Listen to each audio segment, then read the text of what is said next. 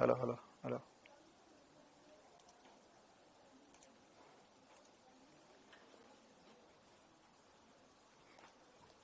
जिंदगी में गलतियां ना करे, सावधान रहे, सतर्क रहे। स्वागत है आपका फिर से एक बार मात्रा और मापन के लेक्चर नंबर 6 में। कैसे हैं आप सभी? क्या हालचाल सभी के? Very good evening, very good evening, very good evening सभी को। सावधान रहे, सतर्क रहे और त्रुटियों से दूर रहे, लेकिन त्रुटियों के सवाल को सूतते रहे। चलिए तो हम करते हैं क्लास की शुरुआत। Good evening, good evening, good evening. काला चश्मा अच्छा लग रहा है। चलो भाई तो करते हैं क्लास की शुरुआत। आ जाता है अपने ओरिजिनल फॉर्म में। हाँ, तो अब हमें आगे बढ़ना है और भी कुछ बातें करनी है। क्यों हटा दिया? चलो फिर से पहन लेते हैं, लेकिन मुझे दिखाई नहीं देता एक्चुअली, बात यह है। तो अगर कुछ गलत लिख दूं तो बता देना, फिर तुम्हारा कमेंट भी दिखाई नहीं देंगे मुझे ठीक से। हमारे ऑफिस में एक भैया है, तुम्हारे लिए तो बोल रहे थे हमारा छोटा भाई सर दुबई गया था, तो मतलब दुबई से क्या लाया? तो बोलता है गॉगल लेकर आया। मतलब ये तो हमारे यहाँ भी मिल जाता। बोला नहीं सर, दुबई का गॉगल बन गया ये। तो लाओ अब हमें दे दो, ये हमारा हो गया है। चलो तो आज क्या, अब हमें क्या क्या पढ़ना है? अब मतलब हमने सार्थक अंक पढ़ लिया, त्रुटियां समझ ली है। अब त्रुटि की गणना करना सीखना है हमें, है ना। मतलब हमें वैल्यू रखना सीखना है कि त्रुटि की वैल्यू कैसे होती है। और उसके बाद में हम एक लास्ट टॉपिक पढ़ेंगे, अल्पतमांक। तो अब हम ज्यादा भगाएंगे नहीं, मतलब आज अभी वाला शुरुआत नहीं करेंगे, बस इसका बेसिक बता दूंगा मैं आज। बाकी हम इसको कल की क्लास में ही पढ़ने वाले हैं। अभी मेन मुद्दा है हमारा, इस पे बहुत सारे न्यूमेरिकल करना, बहुत सारे क्वेश्चंस करना। ठीक है, चलिए तो करते हैं क्लास की शुरुआत। अच्छा, ये दो सवाल भी रह गए थे, इनका भी जवाब बता देंगे। पहले एक बार जो थ्योरी वाला पोर्शन बचा वो मैं करवा देता हूं, बाकी फिर हम क्वेश्चन करना शुरू करेंगे। त्रुटि में ये सारी बातें बता दी थी अभी तक जितना बताया। किसी को कोई भी डाउट यहां तक? निरपेक्ष त्रुटि, हाँ, अब यहां से शुरुआत करेंगे हम एक क्वेश्चन के रूप में। बाकी यहां तक तो मुझे लगता है सभी को सारी चीजें क्लियर है। हाँ भाई, कैसी है शकलें तुम्हारी? अब शकल या शकल समझ में आ गई बात? चलो तो हम करते हैं आगे कहानी। हाँ, अब थोड़ा ठीक दिख रहा है। चलो तो निरपेक्ष त्रुटि, इन सब सारी त्रुटियों को समझने के लिए हम एक उदाहरण करेंगे। हमें समझ में तो आ गया था सर कि निरपेक्ष क्या होता है, माध्य निरपेक्ष, आपेक्षिक त्रुटि वगैरह क्या होता है। इसको समझने के लिए वैसे एक क्वेश्चन मैं पहले करवाता था, लेकिन नीट 2020 में एक सवाल पूछ लिया, तो फिर अब यही वाला सवाल हम कर लेंगे। इस सवाल से हम सारी चीजें समझ लेंगे। ठीक है, तो यहां पर हमें बिल्कुल बेसिक सी जो बातें हैं सारी, वह सारी चीजें अब हमें समझना है एक एक करके। जैसे क्वेश्चन बोल रहा है कि किसी घड़ी द्वारा मापे गए समय अंतरालों के पाठ्यांक नीचे दिए गए। 1.25 second, 1.24 second, 1.27 second, 1.21 second, 1.28 second. ठीक है, क्या हो रहा है? ये क्या हो रहा है यहां पर, है ना। मान के चलो हमारे पास क्लास में 5 बच्चे थे। चिंटू, मिंटू, पिंटू, गोलू और मोलू। ठीक है, अब ये पांचों बच्चों को बोला कि भैया यहां पर, है ना, समय अंतराल मापो, समय अंतराल मापो। तो अब क्या होगा यह समझना होगा हमें एक एक करके सारी चीजें। ठीक है, समय अंतराल मापो वगैरह ये सारी चीजें क्या क्या है और क्या इनसे मिलेगा, त्रुटि कैसे निकलती है वगैरह सारी चीजें अब हमें करना, देखना होगी। तो सबसे पहली बात कि यहां पर चिंटू ने कितना मापा? चिंटू ने मापा 1.25 सेकंड। मिंटू ने मापा 1.24 सेकंड। ठीक है, पिंटू ने मापा 1.27 सेकंड, गोलू ने मापा 1.21 सेकंड और मोलू ने मापा 1.28 सेकंड। तो अब ये आंसर तो आ गया, लेकिन अब चमनलाल गटोदिया ने सोचा कि इन चारों में से, पांचों में से सही कौन? अरे कोई एक तो सही होगा, कोई एक तो सही होगा। तो तुम भी चमनलाल की तरह सोच रहे थे कि सर इन चारों पांचों में से सही कौन? क्योंकि सबसे पहले हमने क्या सीखा? हमने सीखा निरपेक्ष त्रुटि। निरपेक्ष त्रुटि क्या है? वास्तविक मान और मापे गए मान में अंतर। क्या है निरपेक्ष त्रुटि? निरपेक्ष त्रुटि क्या थी? निरपेक्ष त्रुटि पहले प्रकार की त्रुटि किसी भौतिक राशि के वास्तविक मान और मापे गए मान के अंतर के परिमाण के बराबर होता है, तो इसे हम निरपेक्ष त्रुटि बोलते हैं। तो निरपेक्ष त्रुटि क्या होगी? तो क्या अभी हमें यहाँ पे वास्तविक मान पता है? क्या हमें यहाँ पे वास्तविक मान पता है? हमें इनका नाम भी दे देते। इसे बोल देते A1, इसे बोल देते A2, इसे बोल देते A3, इसे बोल देते A4, इसे बोल देते A5। 5 लोग के मापन। ठीक है, तुम्हें पता है इनमें से आंसर सही क्या है? सही आंसर क्या है? नहीं सर, हमें नहीं पता इनमें से सही आंसर क्या है। तो अगर इनमें से सही आंसर नहीं पता तो कैसे पता करें सही आंसर? तो उसके लिए है ना, जैसे देखो हम जब भी कोई भी चीज मापते हैं तो सही क्या है वो तो इस दुनिया में किसी को भी नहीं पता, या एग्जैक्ट आंसर क्या हो तो किसी को भी नहीं पता। तो इसको करने के लिए क्या करते हैं? हमें वास्तविक मान, है ना, वास्तविक मान क्या होता है? जैसे यहां पर ही डेफिनेशन जो है इसके अंदर ही लिख देता हूं ताकि आप कॉपी में लिखो तब भी पता कर पाओ कि वास्तविक मान क्या होता है। वास्तविक मान क्या होता है? या तो आपको कोई आके बता दे कि भैया ये आंसर, तो वास्तविक मान हो जाएगा। लेकिन वो भी तो कहीं ना कहीं किसी न किसी तरीके से निकालेगा। तो वो भी क्या करेगा? वो भी 5 बच्चों को बुलाएगा, 5 या 8 या 10 या 15 लोगों को बुलाया जाएगा और उसके बाद में उनसे बोला जाएगा कि भैया ये बताइए कि यहां पर सबके आंसर कितना है। तो सबने अपने आंसर बताए। तो पहले का answer A1, A2, A3, A4, A5, सबने आंसर अपने बता दिए। इसको डिवाइडेड बाय n कर लेंगे, मतलब क्या करेंगे? सबका औसत मान ले लेंगे। औसत मान जो है इसे AM भी बोल देते कभी कभी, है ना। यह औसत मान जो हो जाएगा वही हमारा वास्तविक मान मानना है। हमें क्या मानना है? वास्तविक मान। ठीक है, बहुत ध्यान से सुनना। अभी 15-20 मिनट की कहानी बहुत इंपॉर्टेंट है ताकि कंफ्यूजन कभी भी ना हो, जिस सवाल में क्या पूछा और कैसे करना है वो क्लियरिटी बनी रहे। तो अगर हमें इनका वास्तविक मान निकालना है, इन पांचों में से सही कौन, या हो सकता है पांचों में से कोई एक सही आए, हो सकता है पांचों के आंसर वास्तविक मान से अलग अलग आ जाए। आ रही बात समझ में? हो सकता है कि पांचों में से किसी का एक आंसर मैच कर जाए, हो सकता है कि पांचों के आंसर अलग अलग हो और वास्तविक मान जो आए वो अलग ही आ जाए। तो अभी हमें वास्तविक मान निकालना पड़ेगा। तो AM का फॉर्मूला हमने पढ़ा सर, ए मीन लिखा हुआ, AM मतलब मीन, माध्य मान। तो 1.25 plus 1.24 plus 1.27 plus 1.21 plus 1.28 divided by 5।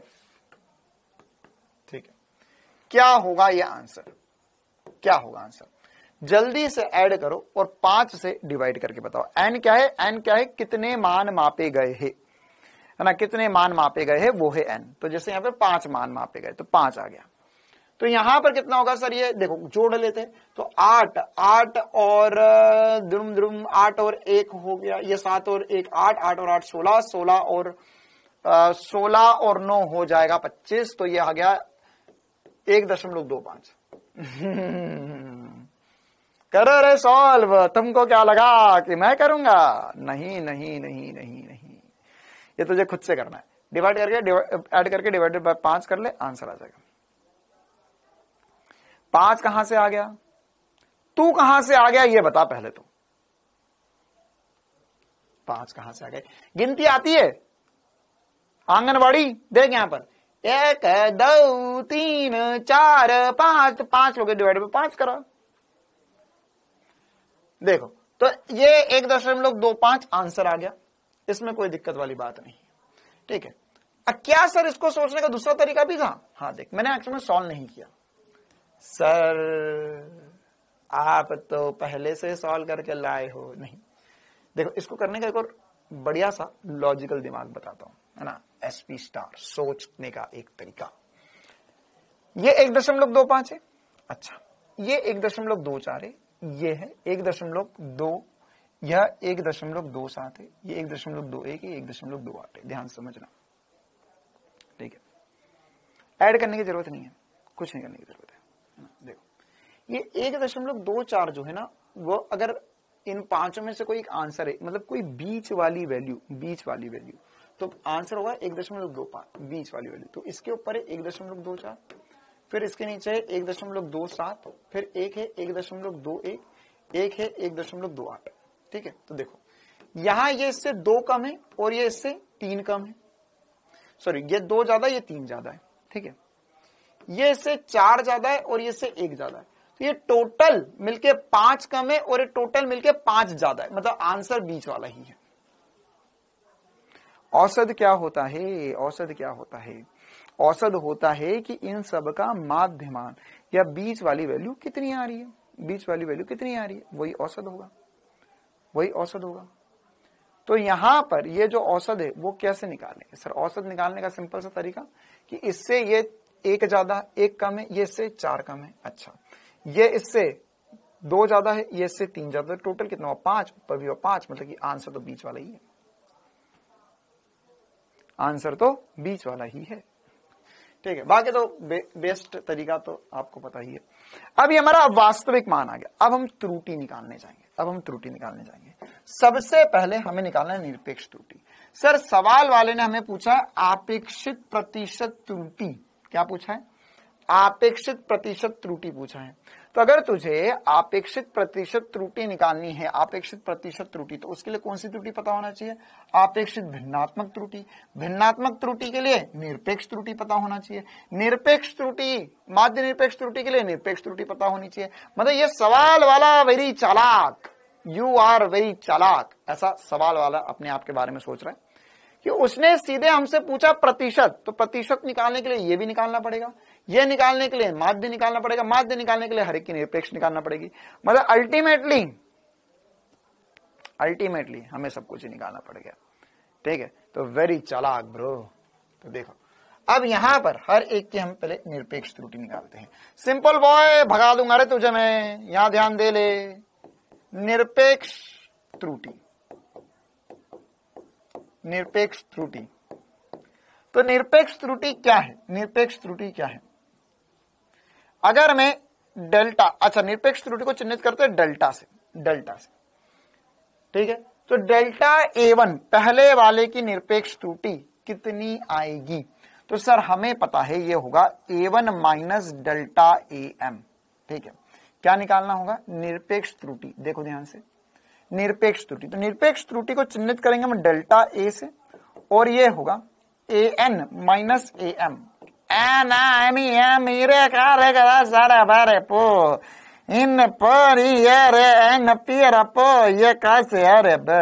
अरे मूर्ख, एन मतलब कौन से वाले की बात कर रहे, और एम मतलब वास्तविक मान हो गया। ठीक है, तो कैसे लिखेंगे? हम लिखेंगे डेल्टा A1 मतलब पहले वाले का मान, चिंटू का मान माइनस जो सही आंसर था। तो क्या हुआ? इसकी निरपेक्ष त्रुटि निकल जाएगी। तो क्या होगा इसकी निरपेक्ष त्रुटि? पहले वाले चिंटू ने मापा था 1.25, आंसर भी आया 1.25, ये आ गया 0। कितना आ गया? 0। इसी प्रकार से अगर मैं निकालूंगा डेल्टा A1, डेल्टा A2, तो ये क्या आ जाएगा? ये आ जाएगा A2 माइनस AM। तो ये क्या होगा? डेल्टा A2, दूसरे वाले ने कितना मापा है? 1.24 माइनस 1.25, ये आ गया 0 माइनस का 0.01। क्लियर है? क्लियर है? अब यहां पे delta A3, A3 minus AM, A3 minus AM, तो क्या होगा? सर डेल्टा A3 तीसरे वाले ने मापा था 1.27, ये रहा तीसरा वाला, माइनस 1.25, तो ये हो जाएगा 0.02। क्या हो जाएगा? 0.02। इसी प्रकार से डेल्टा A4 कितना आएगा? 1.2, चौथे वाले ने 1 गोलू ने मापा था 1.21 माइनस 1.25, तो माइनस करेंगे तो कितना आ जाएगा -0.04। और इसी प्रकार से डेल्टा A5 कितना आएगा, सिरे आ जाएगा 5वें वाले ने मापा है 1.28 माइनस 1.25, तो यह आ जाएगा 0.03। इतना मामला चमकता है सभी को। A2 वाला गलत है। A2 वाला क्यों गलत है देख लेते हैं। 1.24 माइनस 1.25 माइनस 0.01 ही तो आएगा, इसमें क्या गलत हो गया।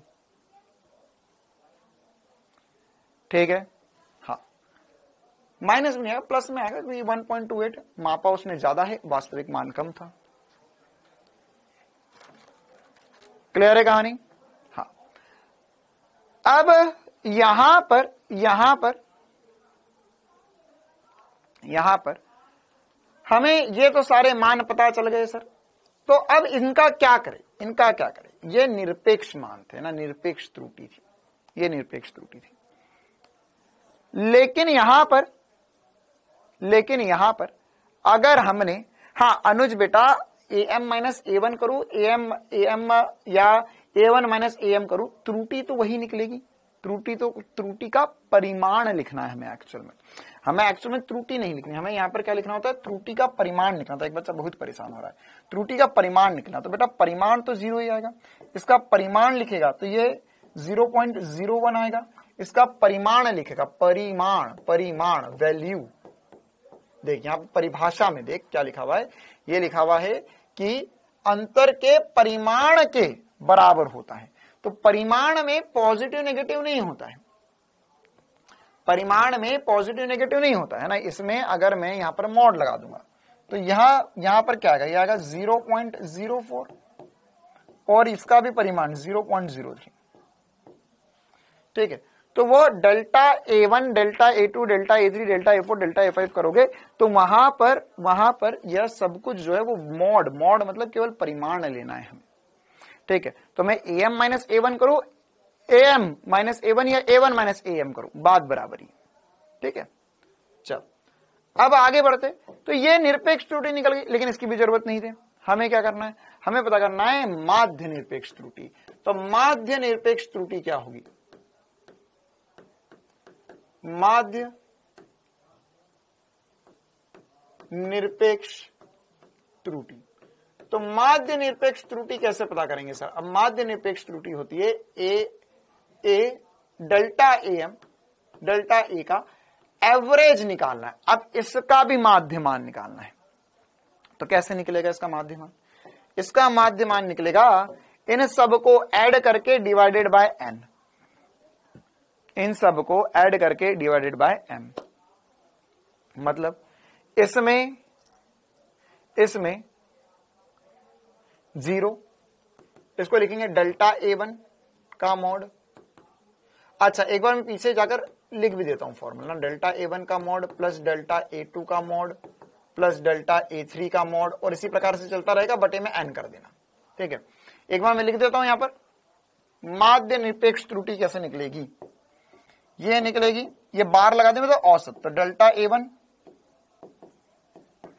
Plus delta A2 plus delta A3 plus delta A4 बटे में n। n मतलब क्या है, कितने मान लिए थे आपने, कितने मान लिए थे। ठीक है, तो यहां पर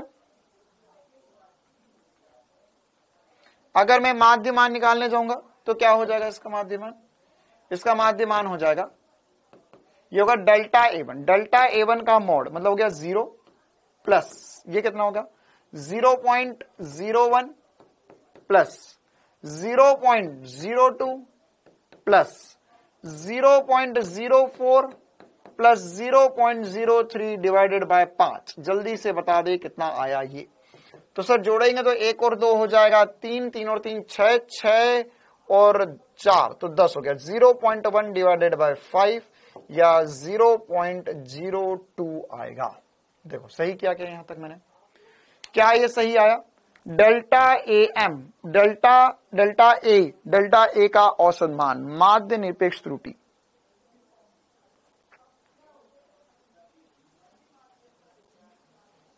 सिंपल बॉय, है ना, निपटा दूंगा तुझे अब, बहुत मार मारता अगर तू सामने होता, इतना ध्यान रख बस, है ना। 5 कहां गया, एक बात बताऊं, अगर तुझे समझ में अभी भी समझ नहीं आ रहा है 5 कहां गया तो छोड़ दे, है ना। फिजिक्स अगले साल पढ़ना, छोड़ दे, कोई दिक्कत नहीं।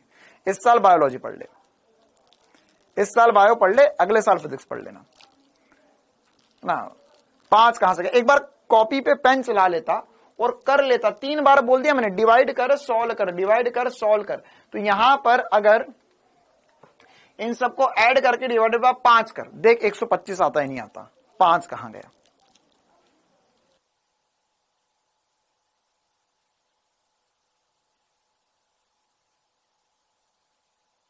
हाँ मैं अकेले अकेले पी रहा हूं, मुझे भूख लग रही है। आ गया 5 कहां गया,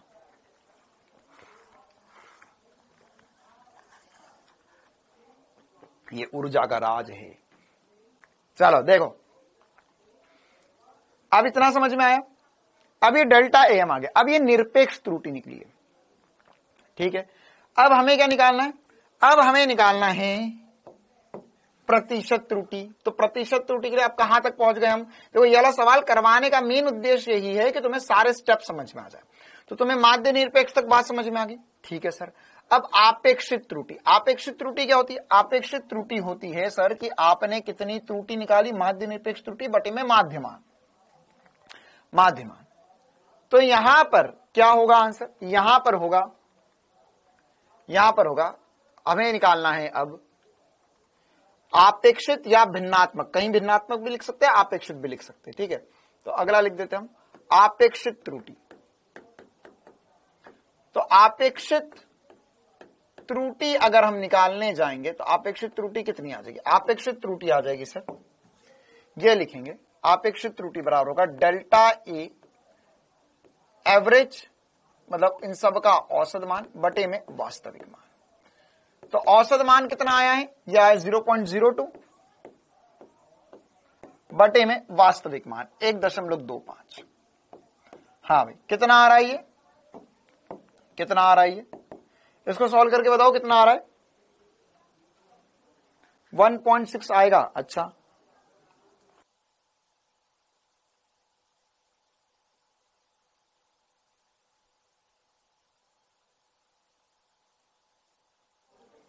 हाँ थोड़ा बड़ा सवाल है मुझे पता है, थोड़ा सा समय लग सकता है इसको सॉल्व करने में।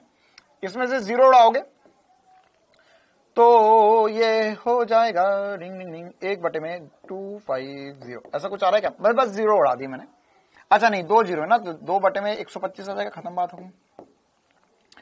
अब प्रतिशत त्रुटि क्या होगी, प्रतिशत त्रुटि, प्रतिशत त्रुटि, तो प्रतिशत त्रुटि जो होगी सर, फाइनल जो आंसर आएगा हमारा वो आ जाएगा 2 बटे में 125 इंटू 100।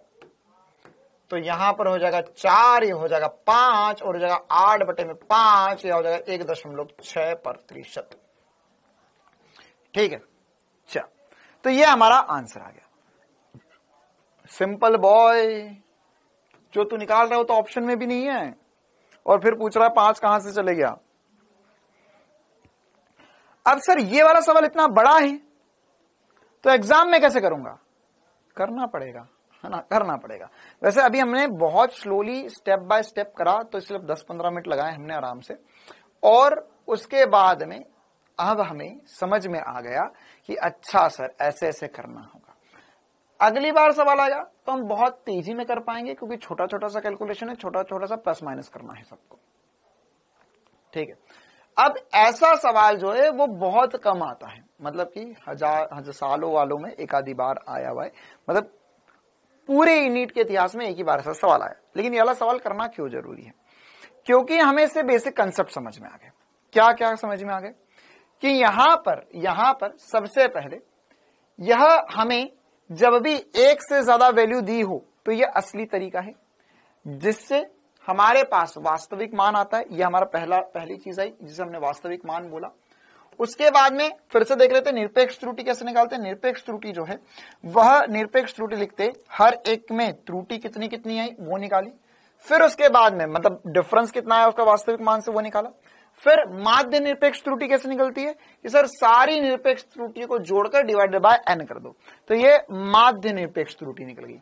इसी प्रकार से आपेक्षित त्रुटि, आपेक्षित त्रुटि क्या होगी, आपेक्षित त्रुटि जो होगी सर वह माध्य निरपेक्ष त्रुटि बटे में वास्तविक मान, इन दोनों को डिवाइड कर दो, तो 0.02 डिवाइडेड बाय 1.25, 0.02 डिवाइडेड बाय 1.25 ये आ गया।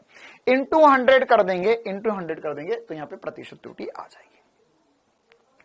अब मान के चलो कि तुमको किसी ने पूछा कि इसका आंसर क्या है, तो ये सब आंसर ये प्रतिशत त्रुटि में हमने बता दिया। अच्छा, लेकिन अगर हम तुमसे पूछें कि बेटा 0.1 या 0.01 बात तो एक ही है ना, क्या कहना चाहते हो तुम, कहां पे लिखा हुआ है 0.1? अच्छा यहां पर, हाँ, और बहुत ही बढ़िया। एक बच्चा बोलता सर ये गलत लिखा है आपने, 0.10 बटे में 5 लिखो। बहुत सही बेटा, वेरी गुड। चल और कुछ, चल आगे बढ़ते हैं हम। अब यहां पर है ना, अब यहां पर क्या होगा, तो सर ये सब जो आ गया है ना, ये सब जो आ गया है वो ये सब जो आया है इस सब का करना क्या है, इस सब का करना क्या है और क्या क्या हमें इंपॉर्टेंट बात ध्यान रखनी थी। सिंपल हो, एक बार तो कैलकुलेटर उठा, छोड़ सब कुछ, आज अपन यही करते, कैलकुलेटर उठा, जोड़, इन सबको जोड़ दू, ये जोड़ेगा तो ये जोड़ कर आएगा 6.25, फिर उसको मैंने 5 से डिवाइड किया तो मेरे पास ये आ गया।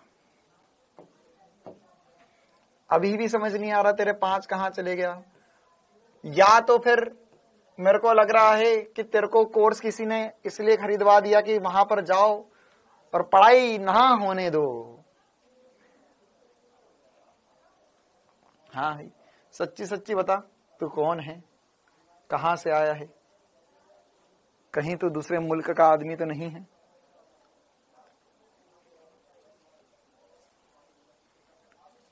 सच्ची सच्ची बता, कौन से मुल्क का आदमी है तू?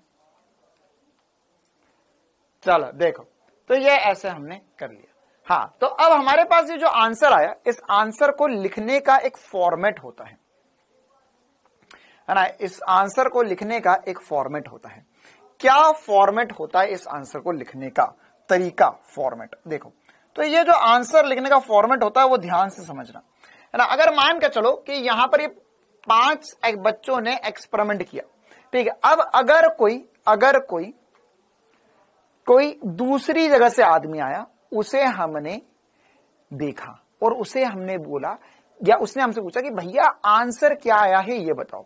तो अगर मैंने ये 5 बच्चों से एक्सपेरिमेंट करवाए और मुझे एक फाइनल आंसर किसी को देकर आना है, तो मैं ऐसा तो बोलूंगा नहीं, है ना, ऐसा तो बोलूंगा नहीं कि हमने 5 लोगों ने एक्सपेरिमेंट किया, ये हुआ वो हुआ, ऐसा करा वैसा वैसा, ऐसा हमने कैलकुलेशन करा, इतनी मेहनत लगी, हमको बहुत मेहनत लगी सर, बहुत गरीब है सर, हमारे से कुछ बनता नहीं है, हाँ पैसा भी नहीं है सर, बहुत गरीब है सर, मेरे साथ तो बहुत दिक्कत है सर, फिर भी कैलकुलेशन नहीं बन रहा सर, बहुत सारी दिक्कत है सर, ये एक सिंपल बात है हमारी क्लास में, उसको डिवाइड बाय 5 करते नहीं आ रहा था सर, फिर भी हमको बहुत दिक्कत हुई सर, फिर उसको 0.02 लेकर आया, फिर उसको डिवाइड बाय 5 करा सर, बहुत समस्या थी, बहुत कैलकुलेशन किया, दिमाग खराब हो गया। तो ये तो कोई तरीका नहीं हुआ ना, तो इतने में भगा देंगे तुम्हें सामने वाले कि अरे भैया निकलो, आंसर क्या है ये बताओ। तो आंसर बताने का सही तरीका क्या होता है, आंसर बताने का सही तरीका या फॉर्मेट होता है कि आपका जो माध्य मान आया है, माध्य मान, या जिसे आप वास्तविक मान कह रहे हो, वास्तविक मान प्लस माइनस निरपेक्ष त्रुटि, प्लस माइनस निरपेक्ष त्रुटि, यह सही तरीका होता है आंसर बताने का कभी, ठीक है। मतलब हम जब भी आंसर बताएंगे तो हम आंसर बताएंगे ए, जो हमारा वास्तविक मान आया, ए एम भी लिख सकते हो, प्लस माइनस डेल्टा ए के रूप में, प्लस माइनस डेल्टा ए के रूप में। जैसे यहां पर जो हमारा आंसर आया वो कितना आया सर, हमारे पास आंसर आया था, गोलू मोलू पिंटू मिंटू ने मिलकर और चिंटू ने मिलकर जो हमें आंसर बताया वो बताया है 1.25 plus minus 1.25 plus minus, sir सब कुछ सॉल्व किया था, तो अब हमारे पास जो त्रुटि आई थी वो 0.02 आई थी, 0.02 आई थी। तो plus minus 1.25 sorry 1.25 plus minus 0.02 second, ये मेरा आंसर आ गया। ये मेरा अभी सवाल वाले ने निरपेक्ष त्रुटि या प्रतिशत त्रुटि पूछी थी, है ना, प्रतिशत त्रुटि पूछी थी, तो वो हमने निकाला। लेकिन अगर ये सही फॉर्मेट में दिया जाता तो वो ऐसा लिखा जाता 1.25 प्लस 0.02 सेकेंड। ठीक है, तो इसका तात्पर्य ये हुआ कि अब आगे जब हम क्वेश्चन करेंगे तो उन क्वेश्चन में हमारे पास चिंटू मिंटू पिंटू गोलू मोलू नहीं आएंगे, तब हमको सीधे ये आंसर दे दिया जाएगा। तो अगर ये क्वेश्चन में ऐसी इस फॉर्मेट में वैल्यू लिखी है तो उससे फिर हमें समझना है, इसकी आंखों में आंखें डालकर बोलना है कि मुझे पता है तू कहां से आया है, या इस वैल्यू को बोलना है मुझे पता है तू कहां से आई है, कहां को जाएगी, सब मुझे पता है। तो इसमें हमें समझ में आ गया कि ये वास्तविक आंसर है, प्लस माइनस ये जो है वो निरपेक्ष त्रुटि है, या माध्य निरपेक्ष त्रुटि, या केवल इसे निरपेक्ष त्रुटि भी बोल सकते हैं। ठीक है, एब्सोल्यूट एरर इंग्लिश में बोलते हैं। आई बात समझ में?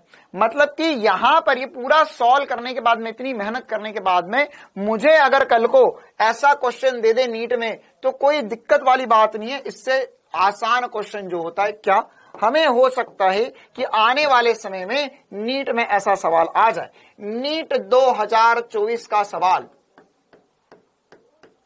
आपको बोलेगा कि मान के चलो कहीं पर एक लंबाई मापी गई, है ना, कहीं पर एक ऐसा बोला टेबल है, टेबल की एक भुजा मापी गई, एक वर्ग है, वर्ग की भुजा मापी गई, 2.56 प्लस माइनस 0.02 सेंटीमीटर, या मीटर में लिख देते हैं, वर्ग है, बड़ी जगह टेबल है। तो इसका मतलब क्या हुआ? इसमें आपसे पूछेगा कि भैया निरपेक्ष त्रुटि बताओ, इसमें आपसे पूछेगा कि वास्तविक मान क्या है, हो सकता है इसमें कि आपसे पूछ ले प्रतिशत त्रुटि क्या है। तो यह सब कुछ, तो इसमें अगर ये वैल्यू दे आपको तो वैल्यू देखते ही तुम्हें तुरंत समझ में आ जाना चाहिए कि सर ये इसने भले ही बोला है लंबाई, लेकिन इसने क्या क्या बोला है, तो इसमें क्या क्या हल है, इसका क्या क्या पूछा जा सकता है। अगर उसने पूछा तुमसे कि बताओ वास्तविक मान क्या है, वास्तविक लंबाई क्या है, तो आप बोलोगे सर वास्तविक लंबाई है 2.56 मीटर। उसने आपसे पूछा निरपेक्ष त्रुटि क्या है, निरपेक्ष त्रुटि कितनी है, तो आप बोलोगे सर निरपेक्ष त्रुटि है 0.02 मीटर। उसने आपसे पूछा कि आपेक्षित त्रुटि क्या है, आपेक्षित त्रुटि, तो आपेक्षित त्रुटि क्या बोलोगे सर, आपेक्षित त्रुटि होता है कि कितनी त्रुटि आई बटे में मापा गया मान, 2/256। उसने आपसे पूछा प्रतिशत त्रुटि क्या है, प्रतिशत त्रुटि, तो आप बोलोगे सर कि प्रतिशत त्रुटि जो है वो आएगी 2/256 इंटू 100। ठीक है, तो ये जो है ये सब कुछ करने के बाद में हमें ये वाला सवाल बनना चाहिए बिल्कुल जोरदार तरीके से। क्या ये बात अब सभी के दिमाग में सेट हो गई कि अगर मैं आगे अब ये सब नहीं करना, आपके गोलू मोलू चिंटू पिंटू मिंटू को साथ में लेकर थोड़ी ना घूमेंगे, हम केवल इसी से काम चलाएंगे कि ये जो आंसर आया इसका मतलब क्या होता है, इसका तात्पर्य क्या होता है, ये हमें समझ में आना चाहिए। क्या इसका तात्पर्य सभी को समझ में आ गया? क्या ये कहानी समझ में आ गई? आगे बढ़े हम।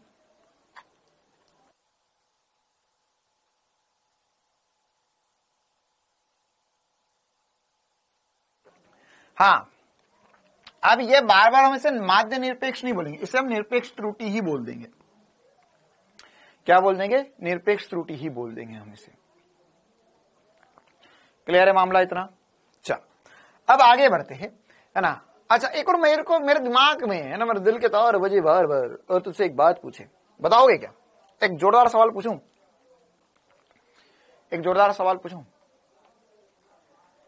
आपको अगर मैं ऑप्शन दूं, निरपेक्ष त्रुटि, माध्य निरपेक्ष त्रुटि, अपेक्षित त्रुटि और प्रतिशत त्रुटि, इन चारों प्रकार में से कौन सी त्रुटि जो है वो विमाहीन है? कौन सी त्रुटि विमाहीन होगी? बताओ भाई, कौन सी त्रुटि विमाहीन होगी?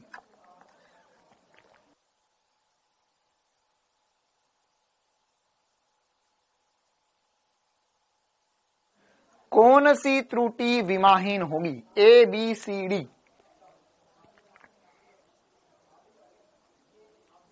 ए बी सी डी, कौन सी त्रुटि विमाहीन होगी? हाँ, चारों, बहुत ही बढ़िया। देखो, निरपेक्ष त्रुटि डिफरेंस है, अंतर है, तो इसके पास विमा और मात्रक वास्तविक मान का ही होगा।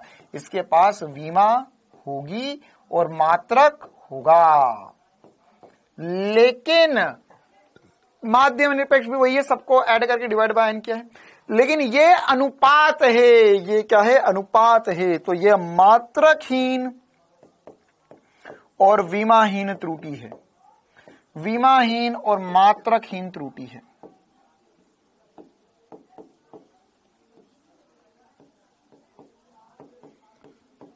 आई बात समझ में? मात्रकहीन और विमाहीन त्रुटि है ये।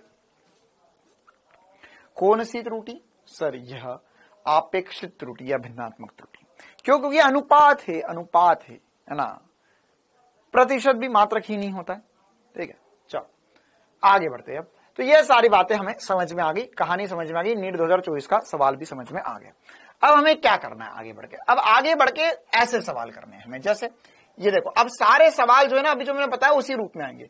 0.4 प्लस माइनस 0.004, 0.002, 0.3 प्लस माइनस 0.0001। देखो, जो भी सवाल देखो उसमें यही रहेगा। जैसे प्रतिशत, परसेंट दिया हुआ, परसेंट नहीं होगा तो फिर दूसरे प्रकार में यही सब कुछ दिया होगा। 1%, 3%, यह दिया हुआ है 100 plus minus 5, 10 plus minus 0.2, 4.23 plus minus 0.01, 3.89 plus minus 0.01। तो ये जब भी वैल्यू आए तो अब हमें समझ में आ जाना चाहिए कि क्या लिखा गया है और क्या पूछा गया है और हमें कैसे करना है वाली कहानी। ठीक है, अब हम इसी कहानी में, अब हमें ये वैल्यू तो समझ में आ गई, लेकिन अब इसका करना क्या है? तो अब हमने ये जो निरूपण सीखा त्रुटियों का, इसमें अब हम गणित के रूप में या मैथमेटिकली हम इसको कैसे सॉल्व करते हैं ये सीखना है अब हमें। ठीक है, जैसे देखो, पहले कुछ एक दो सवाल से समझते। जैसे ये नीट 2023 का सवाल था, इसमें हमें द्रव्यमान दिया हुआ है, त्रिज्या दी गई है, लंबाई दी और घनत्व पूछ लिया, घनत्व में प्रतिशत त्रुटि। तो मतलब देखो, अब क्या है, अब हमारे पास क्वेश्चन में है ना, हमारे पास क्वेश्चन में या हम जो भी चीजें सॉल्व कर रहे हैं, तो जैसे मान के तुम कहीं से लंबाई निकाल कर लिया है, तुम कहीं से चौड़ाई निकाल कर लिया है, अब इससे क्षेत्रफल नापना है, क्षेत्रफल बनाना है, तो तुम मल्टीप्लाई करोगे, तो उससे आंसर कैसे निकलेगा? उसमें त्रुटि का मल्टीप्लाई कैसे करोगे, या उसमें त्रुटि को जोड़ोगे कैसे, घटाओगे कैसे, वो सब कुछ करना है ना। तो अब हम यहां पे एक छोटी सी हेडिंग डाल लेंगे, गणितज्ञ निरूपण।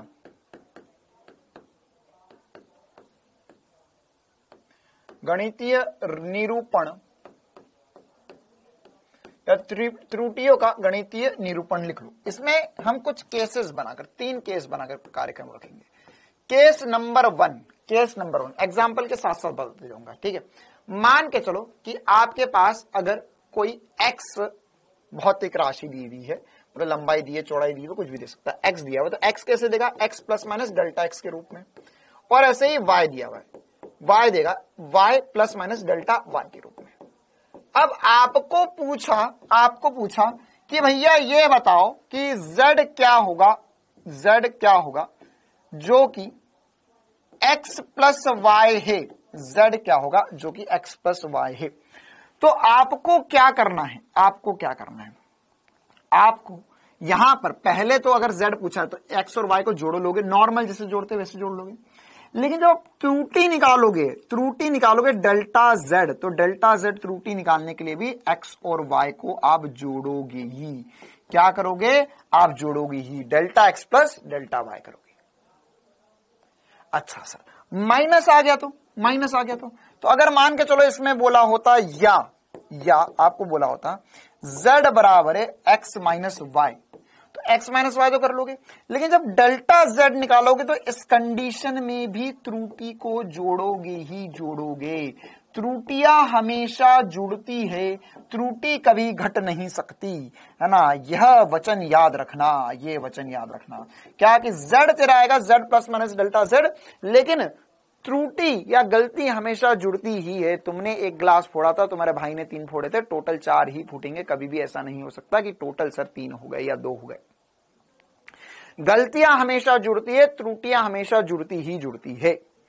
जैसे सर एग्जाम्पल से करवाओ, देखो जैसे मान के चलो हमको ये केस, इस केस पे एग्जाम्पल है ना, एग्जाम्पल क्या एग्जाम्पल है सर, मान के चलो हमें क्वेश्चन में बोला,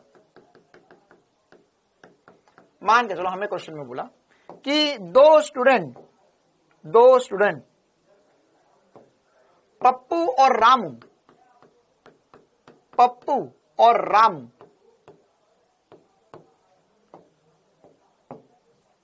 को चमन लाल ने बोला कि भैया तापमान मापो, तो उन्होंने दोनों ने मिलकर तापमान मापा, ठीक है। 2 अलग अलग जगहों का तापमान माप कर लाए, 2 अलग अलग जगहों का तापमान माप कर लाए, है ना। तापमान मापा, तो तापमान मापा। पप्पू ने बोला सर जहां मैं रहता हूं वहां पर 24 प्लस माइनस 0.1 डिग्री सेल्सियस का तापमान हो रहा है। तो चमन लाल ने बोला बहुत बढ़िया पप्पू, है ना, यहाँ पर 24 प्लस माइनस 0.1 डिग्री सेल्सियस का हो रहा है ना। लेकिन रामू ने बोला कि अब हमारे यहाँ तो सर बहुत ज्यादा गर्मी हो रही है, हमारे कोई आंधी तूफान नहीं चल रहे, हमारे यहाँ का तापमान हो रहा है 36 प्लस माइनस 0.1 डिग्री सेल्सियस। तो हमने बोला बहुत बढ़िया, ठीक है। तो चमन लाल ने सोचा कि हम कैसे कैलकुलेट करें कि इन दोनों के बीच में अंतर क्या होगा, इन दोनों के बीच में तापमान का अंतर क्या होगा, तापमान में अंतर निकालना है,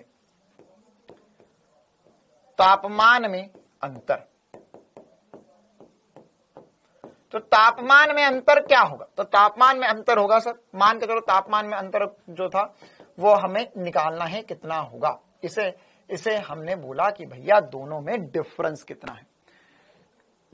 तो दोनों में डिफरेंस क्या होगा, तो एक लाइन में सीख जाओगे, कोई रॉकेट साइंस नहीं है यार, इसमें बहुत आसान चीजें, ये जिंदगी सबसे आसान चीजों में से एक पढ़ रहे हो तुम। तो क्या होगा सर, इन दोनों का अंतर निकाले, तो माइनस करेंगे तो रामू का तापमान माइनस पप्पू का तापमान कितना हो गया सर, माइनस करने पे आ गया 12। अच्छा 12 आ गया, लेकिन तुम्हें रामू और पप्पू ने जब तापमान बताया तो तुम कैसे बताया, उन्होंने बताया सर वास्तविक मान प्लस माइनस निरपेक्ष त्रुटि, वास्तविक मान प्लस माइनस निरपेक्ष त्रुटि। तो तुम्हारा भी क्या फर्ज बनता है, तुम्हारा भी फर्ज बनता है कि सर हम बनाए वास्तविक मान प्लस माइनस निरपेक्ष त्रुटि।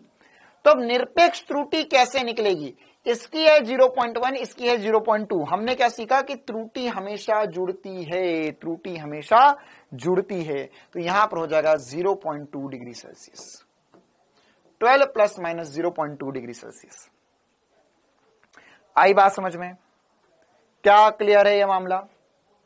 अगर ऐसा बोला होता उसने, हमें कि इन दोनों के तापमान का योग क्या है, चमन लाल ने पूछा कि भैया इन दोनों के तापमान का योग क्या है, इन दोनों के तापमान का योग क्या है। तो यहां पर गजोदर भैया बोले कि सर इनको जोड़ो और इनको भी जोड़ो। क्यों बोले जोड़ो, क्योंकि सर आंसर वैसे तो हमको जोड़ना है, तो इसमें तो कोई दिक्कत नहीं, इसको तो जोड़ के हमने निकाल दिया 60 हो गया। लेकिन सर त्रुटि क्या करेंगे, त्रुटि को फिर से जोड़ेंगे ही जोड़ेंगे। तो क्या गज्जू भैया सही बोल रहे हैं, क्या गजोधर लाल सही बोल रहा है, हाँ भाई, क्या गज्जू भैया सही बोले कि हाँ सर ये जो आएगा वो 60 प्लस माइनस 0.2 डिग्री सेल्सियस आएगा। क्लियर है मामला, क्या जोड़ घटाव कर सकते हो, बिल्कुल आसान सी बात है, क्या सभी जोड़ घटाव कर पाएंगे। अच्छा सर, अब अगर गुणा या भाग में आ गया तो क्या करना है, गुणा या भाग में आ गया तो क्या करना है। केस नंबर 2, आगे बढ़े, केस नंबर 2। कि सर अगर हमारे पास फिर से x तो वही है प्लस माइनस डेल्टा x और y भी वही है y plus minus delta y,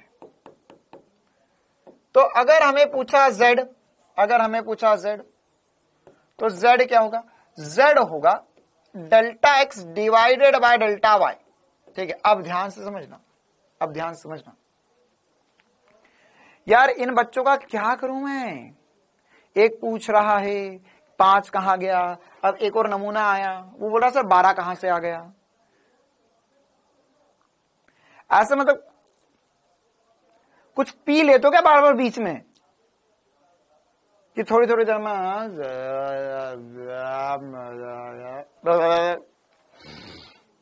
12 कहां से आया, अभी तो यही था।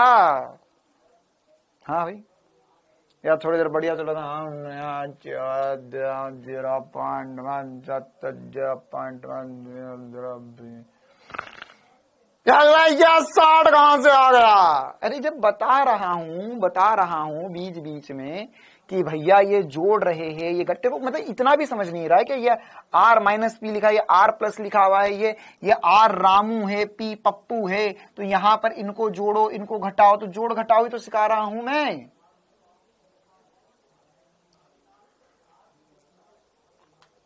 क्या करूं, ऐसा लिख के बताऊं? नहीं देख बच्चा, 36 माइनस 24 12 होता है, 36 प्लस 24 60 होता है। Jingle bell jingle bell jingle all the way. देखो हाँ भाई, अब डिवाइड में होगा या मल्टीप्लाई में होगा तो यहां थोड़ा सा खतरनाक काम है। देखो यहां पर क्या था, यहां पर हम सीधे सीधे वास्तविक मान और निरपेक्ष त्रुटि पता कर पा रहे थे, वास्तविक मान या निरपेक्ष त्रुटि पता कर रहे थे। लेकिन यहां पर अब हमने डिवाइड करना है या मल्टीप्लाई करना है, तो डिवाइड करे या मल्टीप्लाई करे तो देखो z का वास्तविक मान तो वैसे निकलेगा, कैसे निकलेगा जैसे नॉर्मली निकाल रहे थे, लेकिन अब यहां पर हमारे पास निरपेक्ष त्रुटि की जगह आपेक्षिक त्रुटि निकाल कर देता है ये वाला सूत्र। जैसे डेल्टा z बटे में z बराबर होगा डेल्टा y बटे में y प्लस डेल्टा z बटे में डेल्टा y बटे में y प्लस डेल्टा x बटे में x बराबर होगा डेल्टा z बटे में z। ठीक है, तो यहां पर अगर आपको डेल्टा z बटे में z, देखो अब क्या होगा कि जब भी मल्टीप्लाई या डिवाइड वाली बात होगी तो उसमें 90% चांसेस है कि आपको, है ना, जब भी मल्टीप्लाई डिवाइड वाली चीजें होंगी तो 90% चांसेस है कि आपको वह सीधे सीधे यह आपेक्षिक त्रुटि ही पूछ लेगा। 90% चांस है कि आपेक्षिक त्रुटि या प्रतिशत त्रुटि पूछेगा।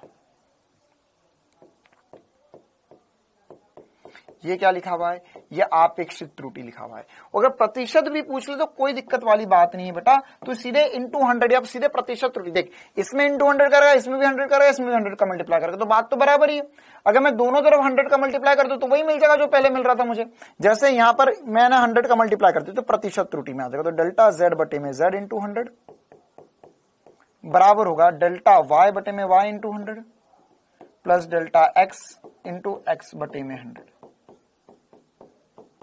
ठीक है, तो अगर वो तुझसे प्रतिशत भी बोलता है तो कोई दिक्कत वाली बात नहीं, यहां से चीजें आसान बन जाएगी। ठीक है, सीधे प्रतिशत बोला है प्रतिशत रख दे, आपेक्षित बोला है आपेक्षित रख दे। हाँ, लेकिन इससे अगर निरपेक्ष निकालना है तो थोड़ी सी मुश्किल होगी, है ना। तो यह निरपेक्ष जो होगा वह थोड़ा सा मुश्किल हो जाएगा। निरपेक्ष कैसे निकलेगा, निरपेक्ष जो होगा वह निकालने के लिए हमको यहां पर z भी निकालना पड़ेगा और फिर थोड़ा सा कैलकुलेशन करना पड़ेगा। वैसा मैं सवाल आपको करवा रहा हूं। उससे पहले एक और छोटी सी बात मैं आपको बता देता हूं, इसका केस नंबर 3 बता देता हूं, लास्ट बात, फिर हम पूरे सवालों में कूद जाएंगे, है ना। तो एक लास्ट केस सुनी लो, अब इतना जब सुन लिया है तो केस नंबर 3, मान के चलो कि कल को भगवान ना करे, नहीं सॉरी, भगवान ऐसा करे कि ऐसा हो जाए। कैसा, जो मैं बता रहा हूं केस नंबर 3। ठीक है, क्योंकि ये सबसे आसान चीज होती है कि अगर आपको बोला कि z जो है वो है x की पावर a और y की पावर b, ऐसा कुछ हो जाए, पावर में आ जाए, पावर में कोई नंबर लिखा हुआ हो इसमें, ठीक है, पावर में नंबर लिखा हो, तो क्या करना होगा? तो एकदम आसान सी बात है, आपको करना यही है जो यहां पर करा। क्या करा? डेल्टा z बट्टे में z निकलेगा। अब ये जो a है ऊपर, उसे आगे मल्टीप्लाई कर लो, a डेल्टा z x बटे में x plus b delta y बटे में y, ठीक है। प्रतिशत होगा तो इंटू 100 लिख लो, कोई दिक्कत वाली बात नहीं है। मतलब डेल्टा z बटे में z इंटू 100, इधर भी प्रतिशत पूछेगा और देगा भी प्रतिशत ही, तो ये हो जाएगा डेल्टा x बटे में x into 100 plus delta y बटे में y इंटू 100,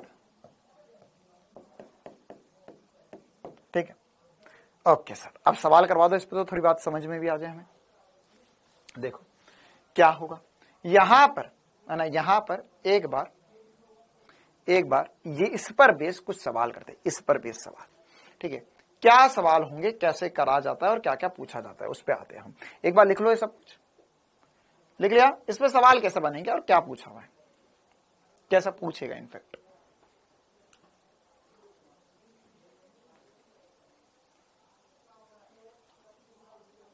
देखो, तो क्वेश्चन में हमको ऐसा बोला, मान के चलो कौसन एक जामफल,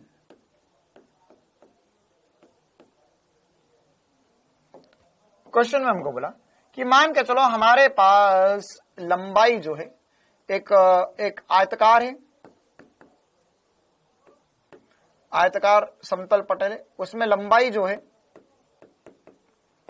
वो हमें दी हुई है 2 ± 0.1 मीटर,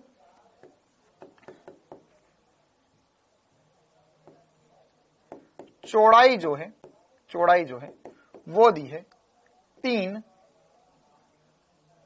4 6 कर लेगा, 4 कर लेते हैं, 6 4 कर लेते हैं, 0.02 मीटर, ठीक है। ये आपको लंबाई और चौड़ाई दे दी। अब आपसे पूछा कि भैया इसमें बताएंगे आप सभी बताएंगे कि क्षेत्रफल क्या होगा, ठीक है। तो ऐसा पूछ सकता है, क्षेत्रफल क्या होगा, तो वास्तविक क्षेत्रफल निकालना है, मतलब मान भी निकालना है और उसमें त्रुटि भी निकालना है।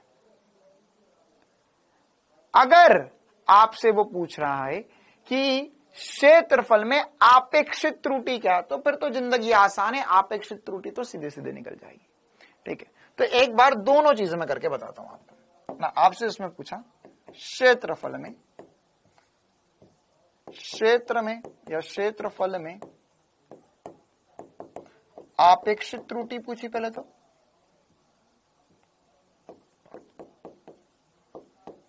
आपेक्षिक त्रुटि और निरपेक्ष त्रुटि दोनों पूछ लिया।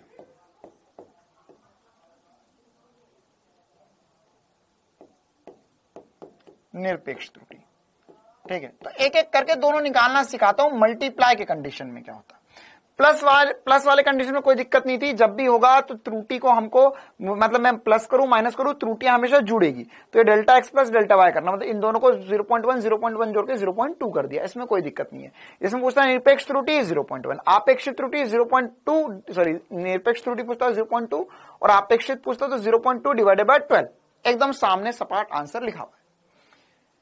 लेकिन अगर भाई छुट्टी नहीं करूंगा 8 साढ़े 8 बजे के पहले, है ना, एक बच्चा बोल रहा है छुट्टी कर दो, तू चले जा, 8 साढ़े 8 बजे के पहले छुट्टी नहीं करूंगा मैं, खाना खा ले, सो जा, उसके बाद में फिर से पढ़ने बैठ जाना।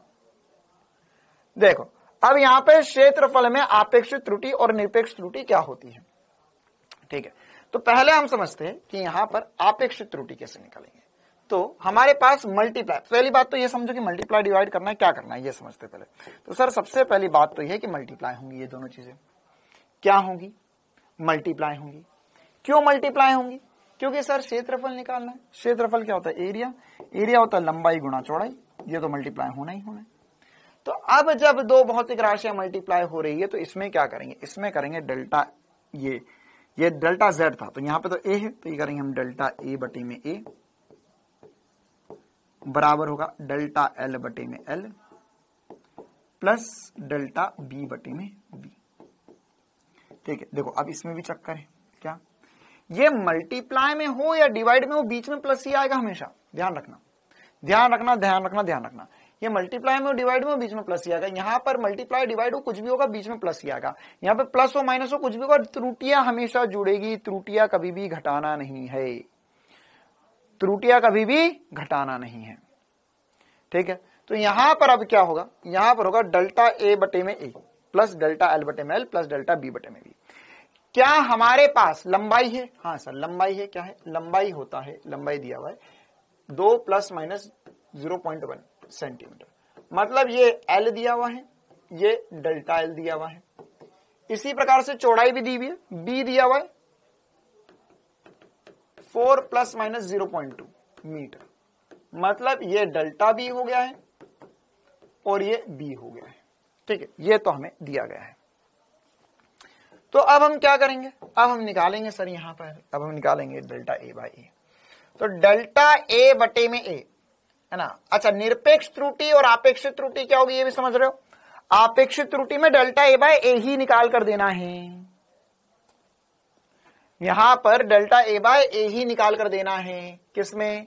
निरपेक्ष त्रुटि में, तो सॉरी आपेक्षिक त्रुटि में। आपेक्षिक त्रुटि में डेल्टा ए बाय ए ही पूछा है उसने।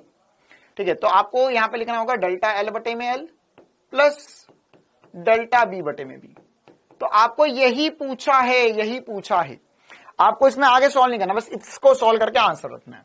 तो क्या हो जाएगा, डेल्टा एल हो गया सर 0.1 बटे में 2, 0.2 बटे में 4, तो ये उड़ा तो बटे में 0 आ गया, ये उड़ा बटे में 0 आ गया, ये कट गया 2 आ गया। तो 1 बटे में 20 प्लस 1 बटे में 20, या सर हो जाएगा 2 बटे में 20, यह आ गया 1 बटे में 10, या मैं चाहूं तो इसमें 0.1 लिख सकता हूं।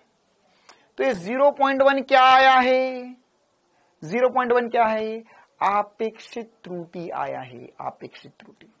प्रतिशत पूछता इनटू 100 कर लेते, प्रतिशत पूछता इनटू 100 कर लेते। क्या ये सवाल समझ में आ रहा है? क्या ये वाला एग्जाम्पल, ये वाला टाइप समझ में आ रहा है कि सर प्रतिशत पूछता तो इनटू 100 कर लेता मैं।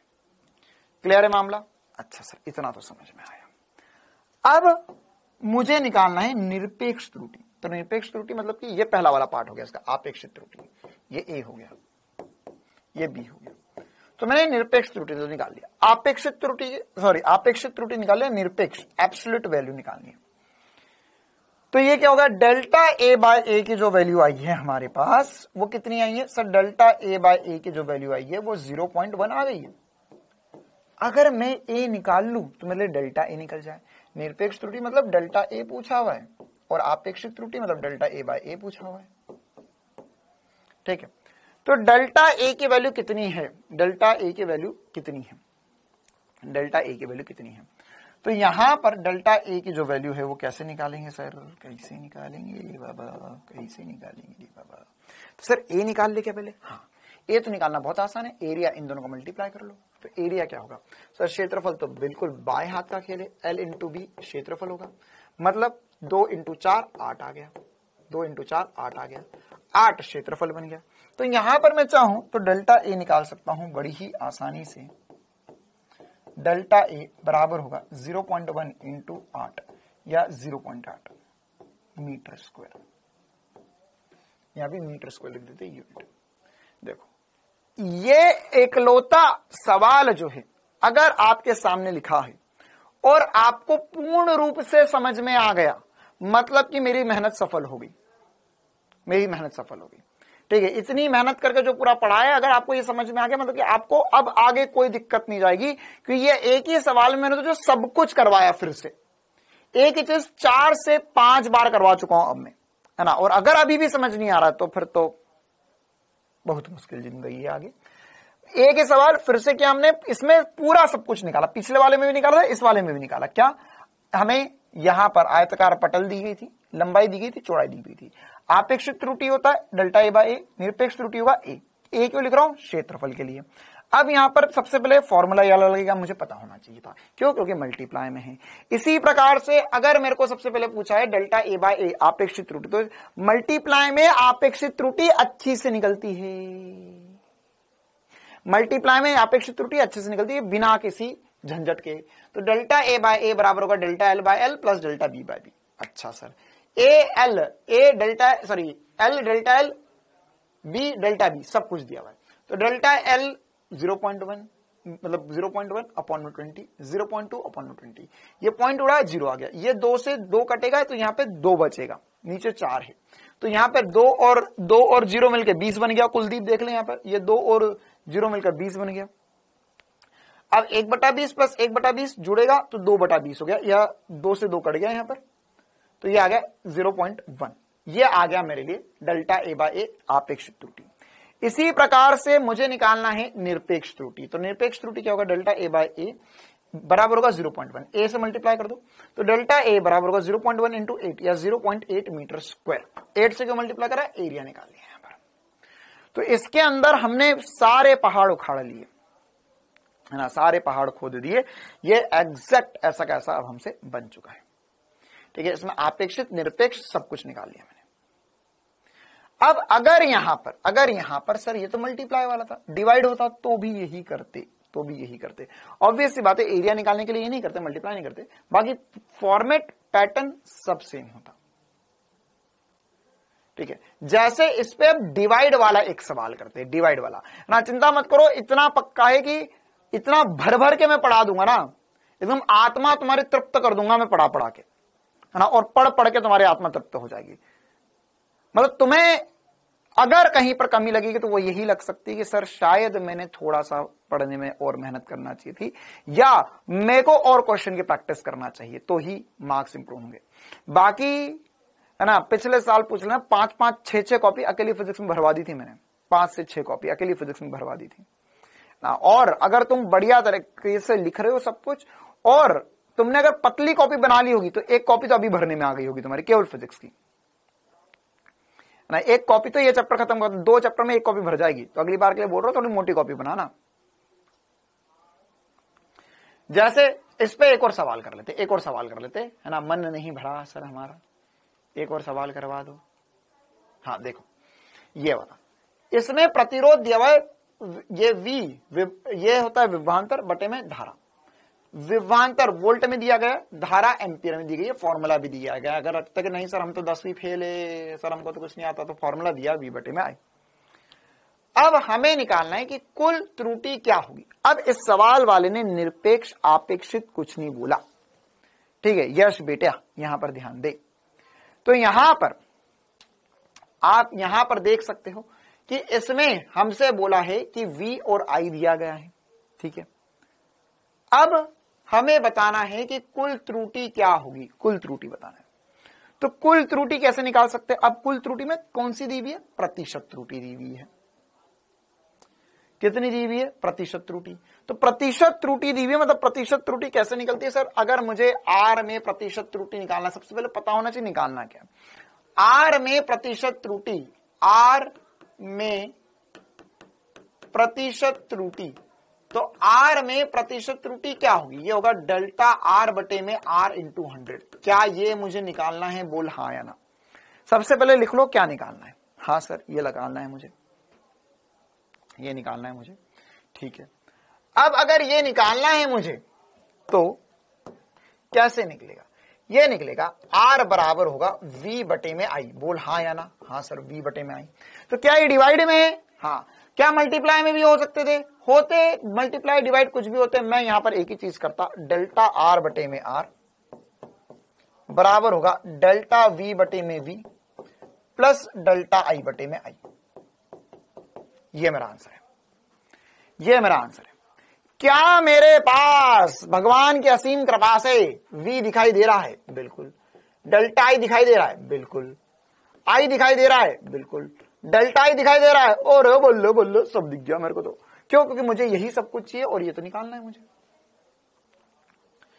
तो ये कितना आ जाएगा, यहां आ जाएगा sir delta R, delta V ये 5 बटे में 100 प्लस डेल्टा I 10 बटे में 0.2 बटे में 10। तो एक काम करो, ये पॉइंट उड़ा लो, ये पॉइंट उड़ाओगे तो एक और 0 आ जाएगा। तो कितना आ जाएगा, ये हो जाएगा सर 7 बटे में 100। ये क्या आ गया, डेल्टा R बटे में R आ गया। कितनों का यहां तक आ गया था, डेल्टा आर बटे में आर 7/100 आ गया। मुझे क्या निकालना है? प्रतिशत। क्या निकालना है? प्रतिशत। प्रतिशत कितना होगा? प्रतिशत होगा सर इंटू 100 कर लो, प्रतिशत में इंटू 100 कर लो, तो कितना आ जाएगा? ये आ जाएगा डेल्टा आर बटे में आर इंटू 100। तो कितना आ गया सर? ये आ गया 7/100 इंटू 100, यह आ गया 7%। 7% सही जवाब है रे बाबा। आ गया मजा? क्लियर है मामला?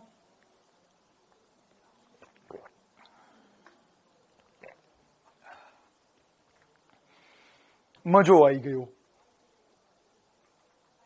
हाँ, अगर ज्यादा मजा आ गया तो ये वाला सवाल ध्यान से पढ़ना, करके बताओ। खोखले बेलन का बाह्य और आंतरिक व्यास दिया गया है, व्यास दिया गया है, व्यास व्यास व्यास व्यास व्यास। तो दीवार की मोटाई कितनी होगी ये बताना है, दीवार की मोटाई कितनी होगी ये बताना है आपको। पूरे 40 सेकंड का दे रहा हूं समय, पूरे 40 सेकंड का है समय। आराम से सवाल को ध्यान से देखो और करके बताओ क्या आएगा आंसर, क्या आएगा आंसर।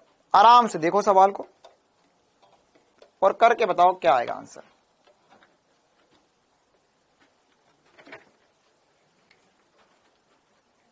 फर्स्ट ऑप्शन आएगा।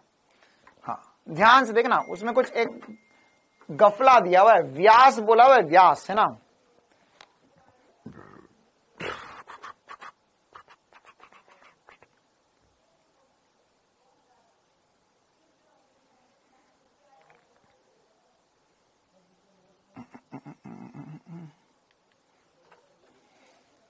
फर्स्ट आएगा, थर्ड आएगा।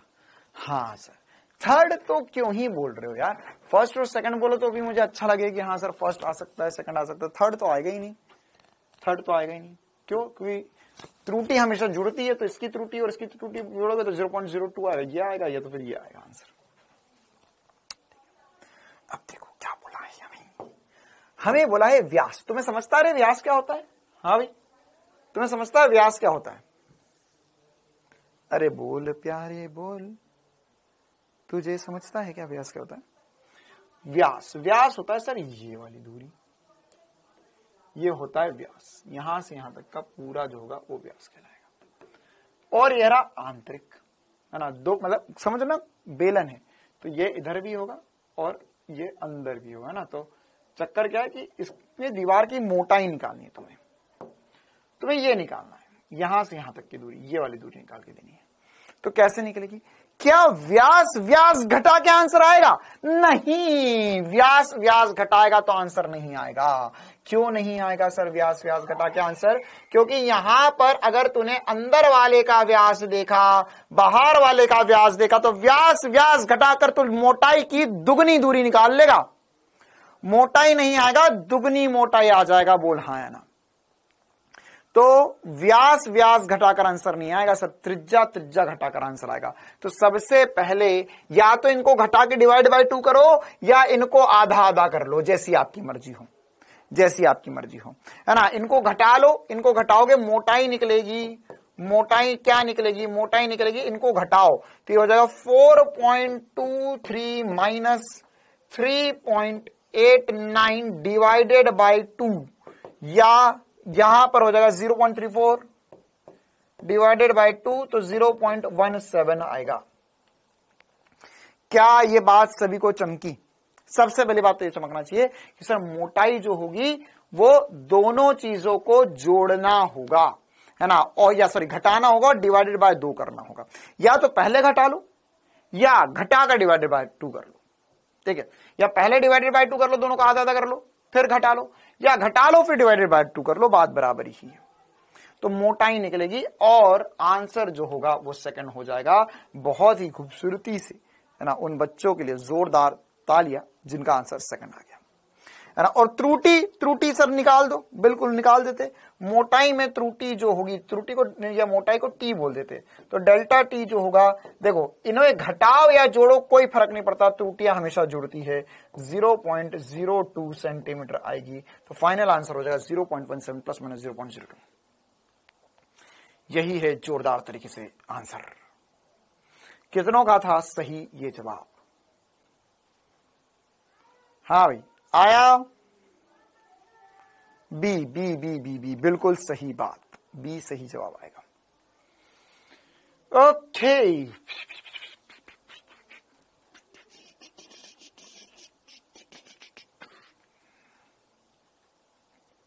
चलो अब हम एकदम आखिरी और आसान कैटेगरी की तरफ जाते।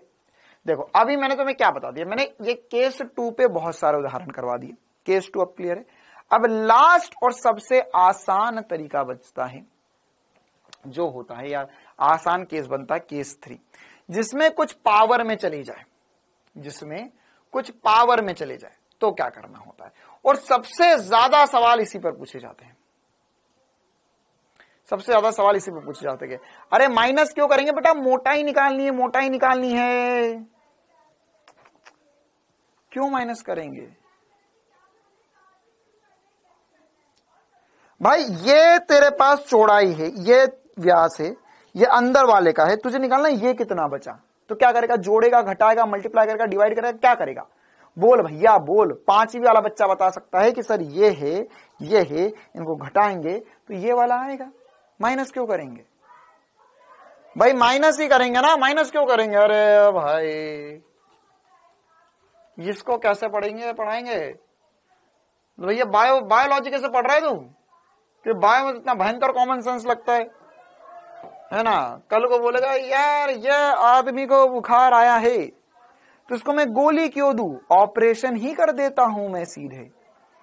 बुखार आया है, हाँ हम ऑपरेशन करके कीटाणु निकाल देते हैं। ये वाली दूरी पता है मेरे को, ये वाली दूरी पता है, दोनों को माइनस करके अंदर वाली निकाल लूंगा मैं। चलो भाई हाँ हम आखिरी काम की बात कर रहे थे। हाँ अब हमारे पास अगर ऐसा कुछ हो जाए, मतलब कुछ पावर में हो तो क्या करना होगा, पावर में हो तो क्या करना होगा? तो क्या करना होगा देखते हैं, उसके लिए कुछ सवालों से ही बातें समझेंगे, है ना। एकदम आसान सवाल से पहले शुरुआत करते हैं।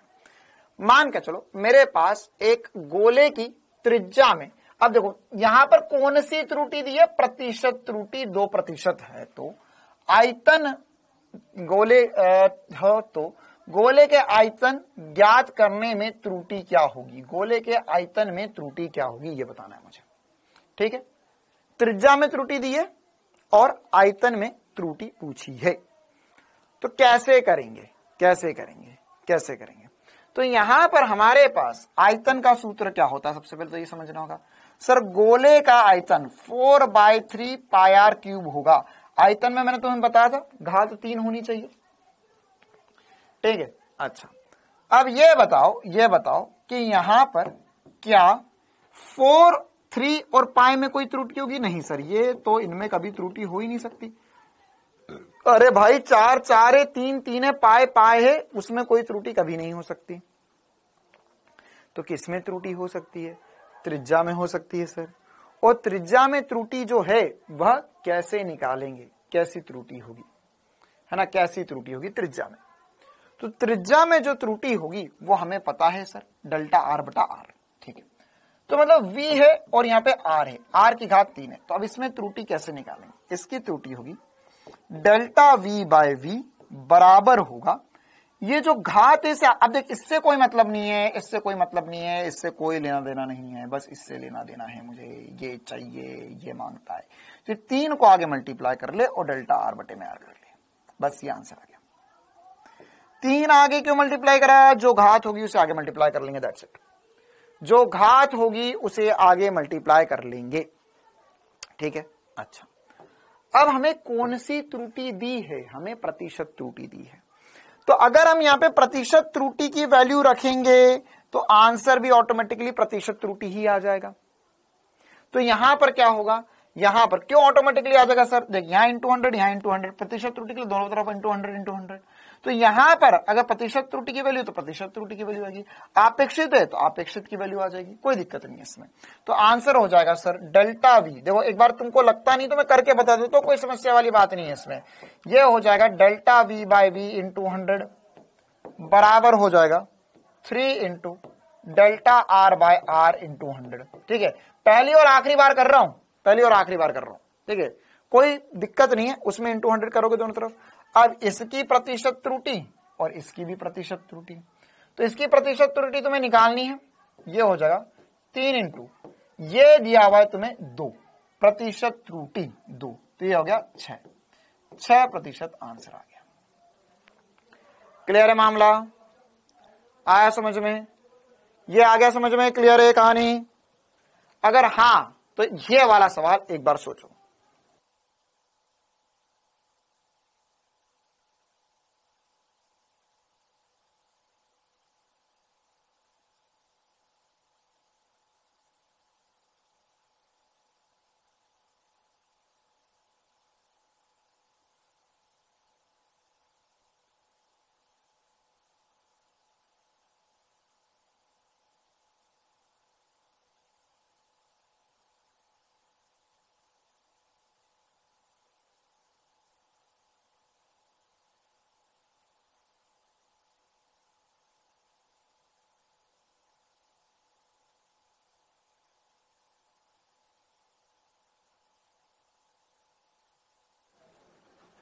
हाँ भाई,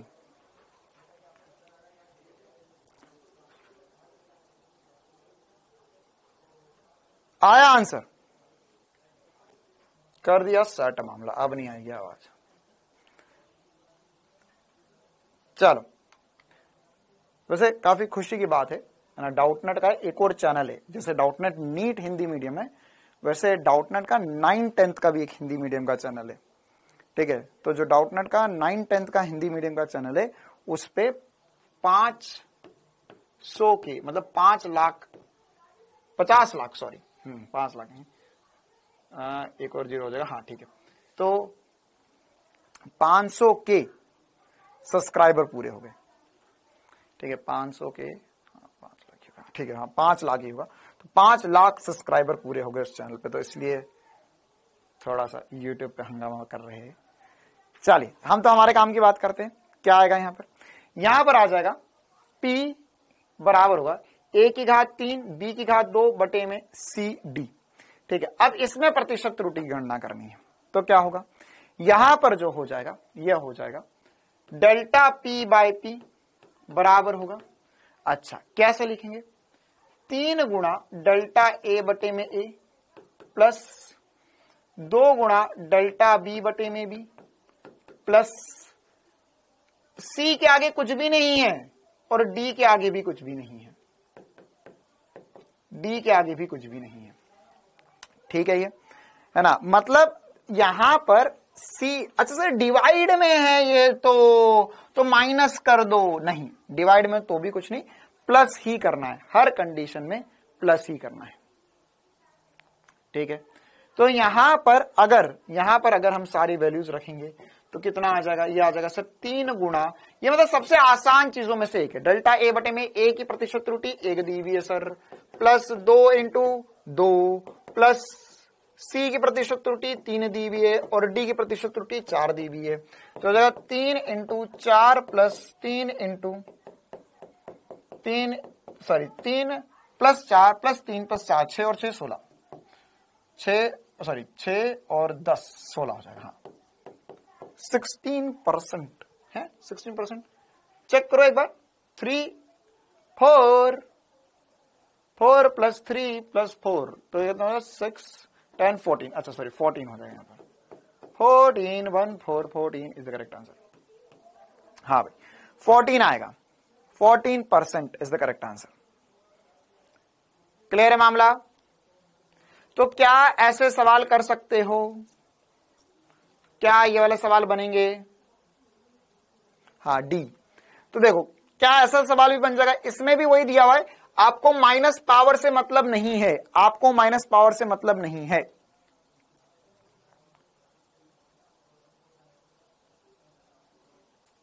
हाँ मंजीत वर्मा पूछा है कि सर सवालों में जो हम सॉल्व करते हैं उसमें प्रतिशत ना एरर इतना कम क्यों आ रहा है, 10%, 12%, 3%, 4%, है ना बेटे, अगर मान के चल कोई तो चीज यूज कर रहा है जिसमें त्रुटि जो है, जिसमें एरर है 50%, 100% इतना आ रहा है, तो वो गलत ये चीज फिर तो क्यों ही यूज कर रहे हो उसे, है ना। तो 2-3%, 4% की एरर होना चाहिए, उससे ज्यादा एरर हम अगर किसी चीज में 5% से ज्यादा, अगर ऐसा समझना कि अगर मान के जो तुमने कोई गाड़ी खरीदी तो उनके जो सारे पार्ट्स यूज हो रहे हैं उसमें 1 या 2%, 0.01% का एरर होता है।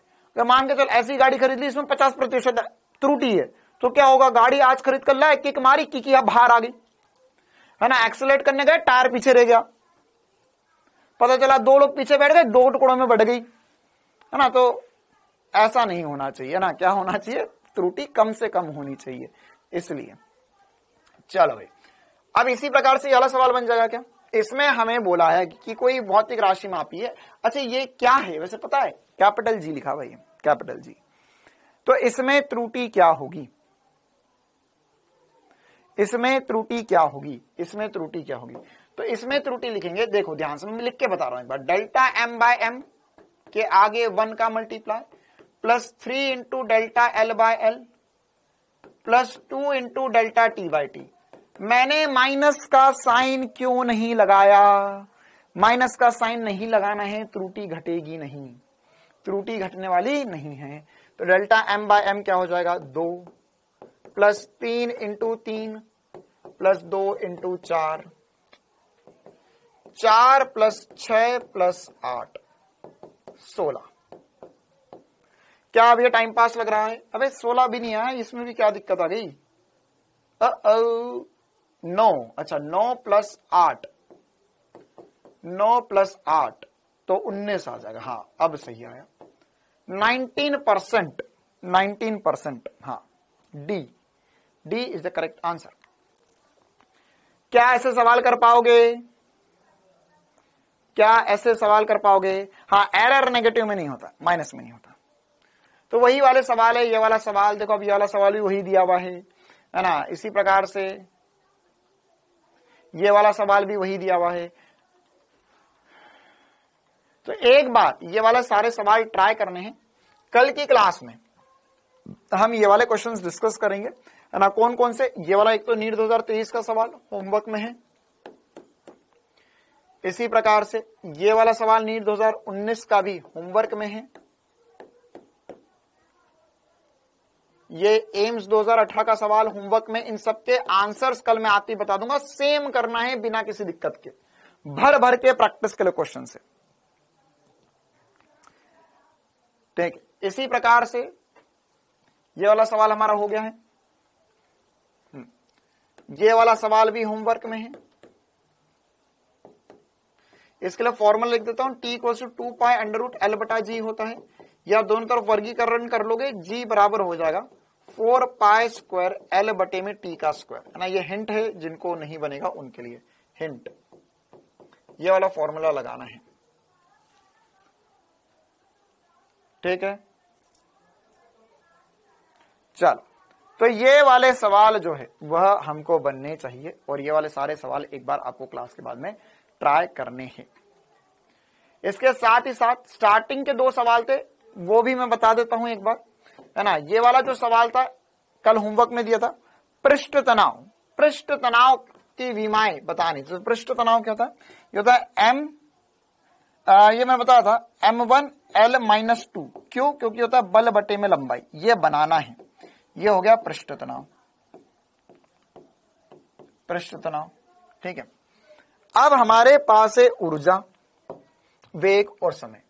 तो ऊर्जा क्या होता है, ऊर्जा, ऊर्जा होता है सर, ऊर्जा क्या होता है, ऊर्जा होता है ml2t-2, ठीक है। वेग, वेग होता है सर lt-1, और समय इनके रूप में व्यक्त करना था, ठीक है। अब सबसे पहली बात, मुझे लंबाई नहीं चाहिए, यहां लंबाई का वर्ग है, लंबाई हटाने वाला एक ही आदमी है, कौन, वेग। तो मुझे लंबाई हटाना है, तो कैसे हटा सकता हूं मैं लंबाई, लंबाई हटेगी अगर मैं कर लूं ऊर्जा बटे में वेग, क्या कर लूं, ऊर्जा बटे में वेग का स्क्वायर कर लूं मैं, तो मजा आ जाए जिंदगी में, ठीक है। तो ऊर्जा कितनी है, ऊर्जा है सर ml2t-2 बटे में वेग का वर्ग lt-1 का स्क्वायर, यह कितना हो जाएगा ml2 t-2 बटे में L2 t-2। तो ये L2 से L2 कट गया, t-2 t-2 कट गया, m बचा। अब ये करने के चक्कर में नुकसान हो गया, क्या सर? टाइम भी चल गया, लेकिन टाइम मेरे पास एक और बचा हुआ है, एक और बचा हुआ है। तो मैं कर सकता हूं E बटे में v स्क्वायर तो कर ही लिया मैंने, और बटे में टाइम का स्क्वायर भी कर लू। मैं क्या कर लू? टाइम का स्क्वायर भी कर लू, टाइम का स्क्वायर। तो मेरे पास जो है वो बन जाएगा, क्या हो जाएगा? ये हो जाएगा E v की पावर -2 t की पावर -2, ठीक है, t की पावर -2। तो ये मेरा आंसर आ जाएगा, ये मेरा आंसर आ जाएगा। तो m बाई टी का स्क्वायर हो जाएगा, तो वो अल्टीमेटली पृष्ठ तनाव बन जाएगा। क्लियर है मामला? क्लियर है कहानी? चलिए, साथ ही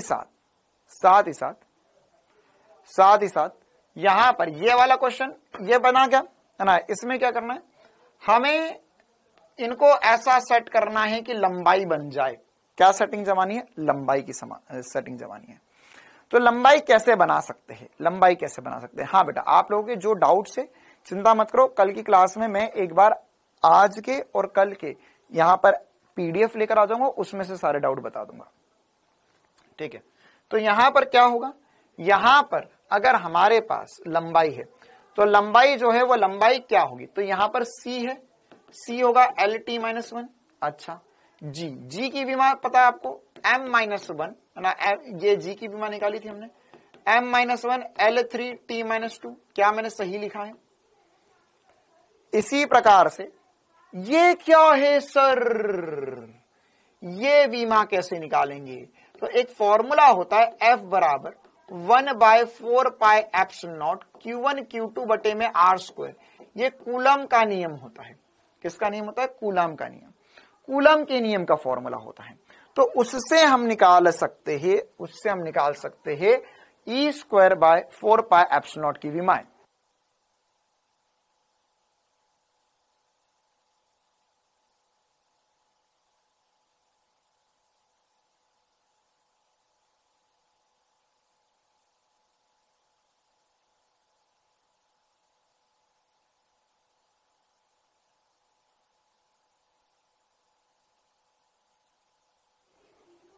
हेलो हेलो हेलो हेलो, आवाज आ रही है? Hello hello hello hello hello, हाँ आ रही है आवाज? ठीक है। तो यहां पर हम लोग इसमें ये इससे फॉर्मूला बना लेंगे। तो क्या हो जाएगा हमारे पास हो जाएगा F बराबर हो गया, देखो ये इसको E² बोल सकते हैं ना, E²/4πε0 इंटू 1/R²। तो R² के अंदर मल्टीप्लाई करके इसकी विमा निकल जाएगी इस पूरे की। तो ये हो जाएगा MLT-2 इंटू R का स्क्वायर या L का स्क्वायर। तो ये हो जाएगा ML3T-2, ये हो जाएगा E²/4πε0। तो ये हमारा आंसर आ जाएगा, ये हमारा आंसर आ जाएगा। क्लियर है मामला? तो ये E²/4πε0 ये हमारे लिए इसकी विमा आ गई। अब हमें इनकी सेटिंग ऐसी जमानी है कि इनमें से हम बना दे लंबाई, ठीक है। तो यहां पर अगर हमें लंबाई बनानी है तो सबसे पहले ये सोचो कि g और ये E²/4πε0 को मल्टीप्लाई करे या डिवाइड करे। क्या करे? मल्टीप्लाई या डिवाइड करे। तो क्या करे सर, इन दोनों को मल्टीप्लाई करो ताकि m से m कट जाए, जो हमें नहीं चाहिए, m नहीं चाहिए। तो क्या करे? तो यहां पर इनको मल्टीप्लाई कर लो, इनको क्या कर लो? मल्टीप्लाई कर लो। तो मल्टीप्लाई करते ही क्या हो जाएगा? मल्टीप्लाई करते होगा g इंटू E²/4πε0। तो मल्टीप्लाई होगा, ये हो जाएगा m-1 L3T-2 का मल्टीप्लाई होगा m1 L3T-2 से।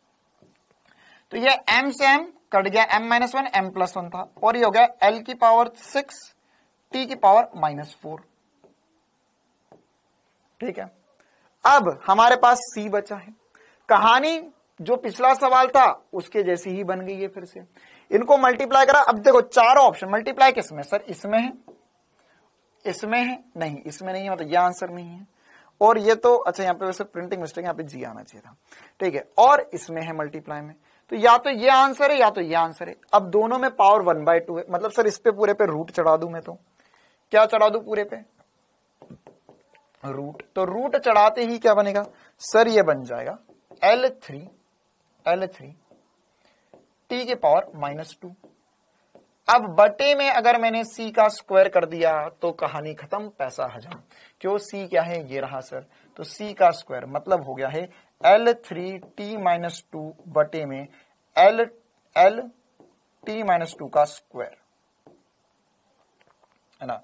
तो यहां पर सॉरी t-1 था का स्क्वायर। तो जैसे ही स्क्वायर करूंगा t कट जाएगा, यहां पर बचेगा L3/L का स्क्वायर, और यहां से पूरा लिख देता हूं फिर से, L3t-2 अपॉन में L2t-2। तो ये कट गया और यहां से L बचा जो मुझे चाहिए था। ठीक है, तो एक बार फिर से पूरा बता देता हूं क्या SP स्टार लगाना है हमें और कैसे करना है, ताकि दुनिया के उड़ जाए तोते, है ना। क्या तोते उड़ा दिए दुनिया के कि इस बहुत मुश्किल सवाल को, नीट 2017 के सवाल को हमने 2 से 3 लाइन में कर दिया। क्या करा हमने? पहले यहां पर c की वैल्यू निकाली, या c की विमा निकाली, g की विमा निकाली, और e²/4πε0 की विमा निकाली। फिर इसके बाद में हमने सोचा कि हमें क्या करना है, द्रव्यमान नहीं चाहिए, तो दोनों को मल्टीप्लाई कर दिया ताकि द्रव्यमान से द्रव्यमान कट जाए। यहाँ पे m की पावर 1 है, m की पावर -1 है, मतलब ये 1/m है। तो इनको हमने मल्टीप्लाई कर लिया, ठीक है, इनको मल्टीप्लाई कर लिया। अब यहां पर m और m कैंसल आउट हो गए, तो इसमें क्या बचेगा सर? इसमें अब इनको मल्टीप्लाई, जो बचा उनको मल्टीप्लाई करा, फिर पावर 1/2 मेरे को कैसे पता चला? ऑप्शन से। फिर पावर 1/2 करके अब पता चला t को हटाना है, तो t मतलब यहां पे ये रहा t, तो इसका t चुरा कर लाए और स्क्वायर कर लिया ताकि t से t भी कट जाए, और फिर L बचा। क्लियर है मामला? आया समझ में? चलिए, तो आज की मजेदार क्लास हम यहीं खत्म करते हैं। और इसके अलावा है ना, इसके अलावा अब जो बचा हुआ है हमारा, ये वाला जो क्वेश्चंस आज की क्लास में मैंने दिए, ये एक बार ट्राई करेंगे सभी बच्चे, जितने क्वेश्चंस बचे हुए सारे क्वेश्चंस ट्राई करेंगे। ऐसे ही कुछ क्वेश्चंस आपको होमवर्क में मिलेंगे, हो सकता है सेम क्वेश्चंस भी मिल जाए, तो मैं होमवर्क में, तो आपको ऐप के अंदर जो होमवर्क मिलेगा उसमें भी ये वाले क्वेश्चंस डाल दूंगा। और साथ ही साथ हम कल की क्लास में इस चैप्टर को खत्म कर देंगे। कल हम लोग जो त्रुटियों वाला पोर्शन बचा हुआ है उसको पढ़ लेंगे। ठीक है भाई, चलो, तो जितना पढ़ा एक बार रिवाइज कर लेना। क्लियर है कहानी?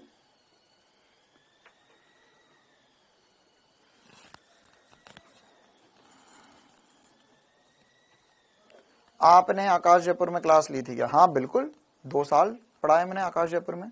कौन मिल गया तुम्हें जयपुर में? आईफोन कौन सा है? आईफोन चाइना का कंपनी का है। अच्छा, मेरे पास आईफोन कौन सा है?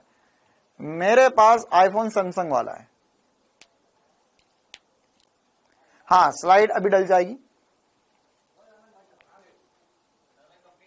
बॉबी, थैंक यू बेटा, थैंक यू। मैं अभी सारे टीचर्स को जाके बोल दूंगा।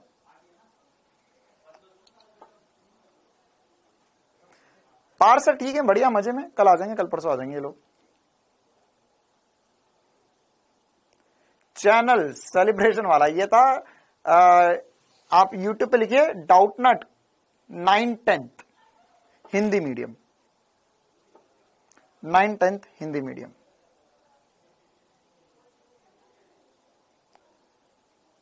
लव यू टू, ऐसा बोल दूं एक बार।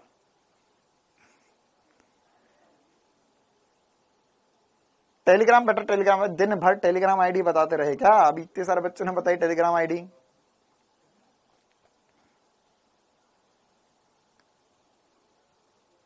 चलो,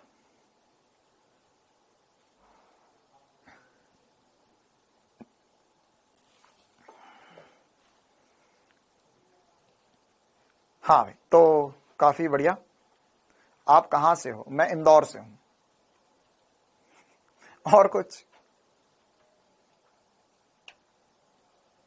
हो गए 5 लाख? चलो बढ़िया।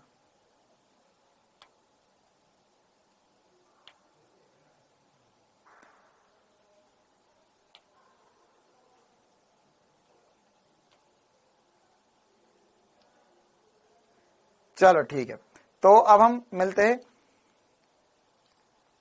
कल की क्लास में 4 बजे। Thank you, tata, bye bye.